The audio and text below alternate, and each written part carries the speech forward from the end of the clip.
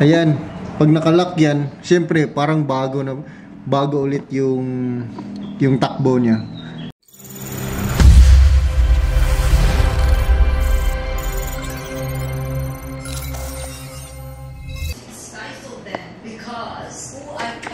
Di ba love, mag-review ka ng motor mo?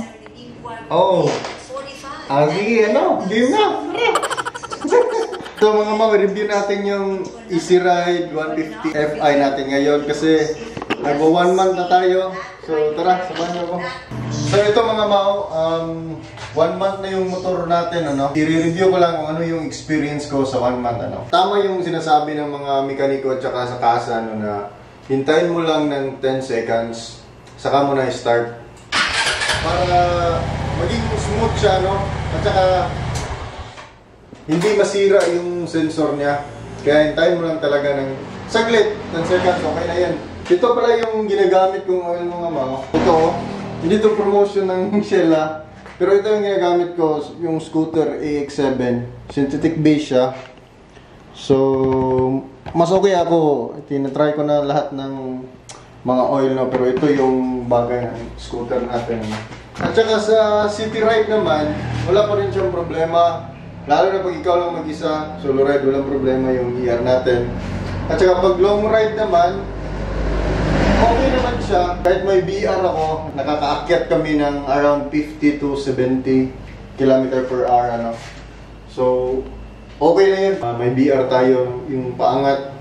So, iba yung Easy Ride 150 Fi natin, At saka, pagdating naman sa top speed, pag may BR ako, yung top speed na try ko is 114. First attempt pa lang yun. At saka pag nag-solo ride naman is nasa 120, Na-try ko mag-top speed ng 120. Pero first attempt pa lang yun, mag-try pa ako ng ibang attempts, Kasi naghahanap tayo ng tempo, yung best time para mag-top speed. Bali, all stock pala ito lahat. Wala pa tayong ni-upgrade. Yung sa CVT, wala pa, hindi ko pa binuksan yan. Yung ni-upgrade ko lang dito is yung horn.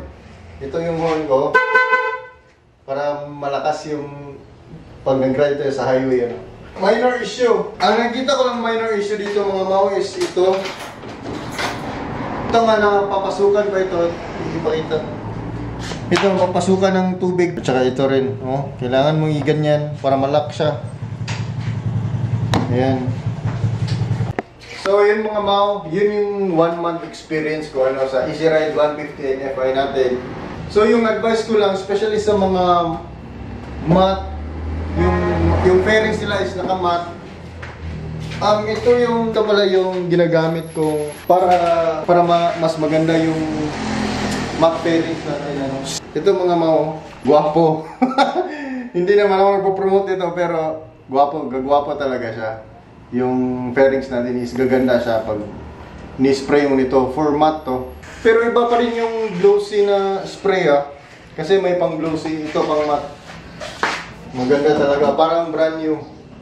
Tignan nyo nga naman, ang mukha niya. Napakaganda talaga.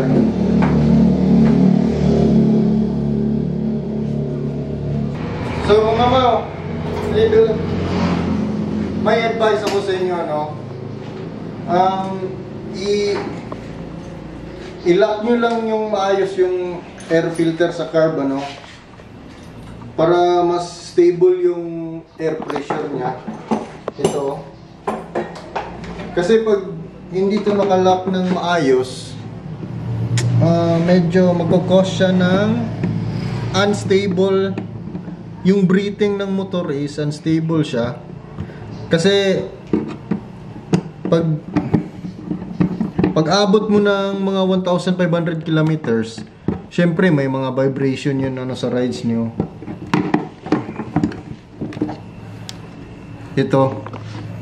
Ito mga mao, kasi luluwag yan pag nasa 1,500 kilometers kayo, kasi nagra-rides kayo tapos mabibrate siya, aangat itong bolt na to, kaya i-lock nyo lang siya. Ayan, pag nakalock yan, syempre parang bago ulit yung takbo niya. Kasi nga yung air na galing sa labas is mas stable siya compare sa may nakasingaw dito, So ayun lang yung tip ko mga mau. Again, maraming salamat sa panonood. And don't forget to like and subscribe.